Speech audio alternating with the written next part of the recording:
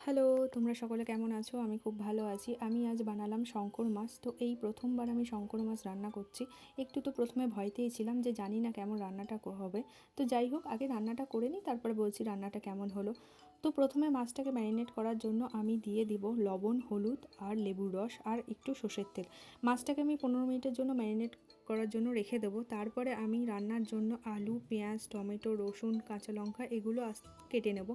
তো আলুটাকে আমি কেটে নেব, তারপরে পেঁয়াজ আর টমেটোকে কুচি কুচি করে নেব, আর রসুন আর কাঁচা লঙ্কাটা কিন্তু আমি বেটে নেব।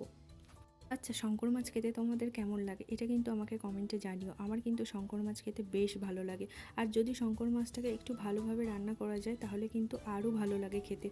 তো যাই হোক, এখানে আমার কাটা সমস্ত কিছু কমপ্লিট হয়ে গেছে। এবার আমি কড়াইতে তেল দিয়ে দেবো। তেলটা দেখো গরম হয়ে গেছে, তাই ম্যারিনেট করা মাছগুলো এক এক করে দিয়ে ভেজে নেব।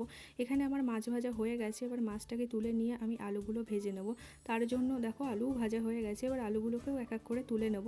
আলু তোলা আমার হয়ে গেছে। এবার আমি কড়াইতে দিয়ে দেবো পেঁয়াজ কুচি, টমেটো কুচি, এটা দিয়ে ভালো করে একটু ভেজে নিয়ে তাতে আমি দিয়ে দেবো আগে থেকে বেটে রাখা রসুন আর কাঁচা লঙ্কা।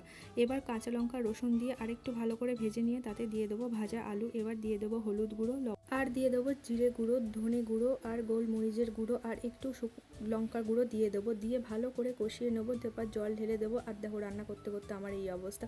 তো যাই হোক, ঝোলটা ফুটে গেছে। এবার আমি মাছগুলোকে দিয়ে দিলাম। মাছগুলো দিয়ে আরেকটু ফুটিয়ে নেব। দেখো আমার রান্না প্রায় কমপ্লিট, তাই আমি এতে দিয়ে দিলাম গরম মশলা। রান্না আমার হয়ে গেছে। মাছটা কিন্তু খেতে খুব ভালো ছিল।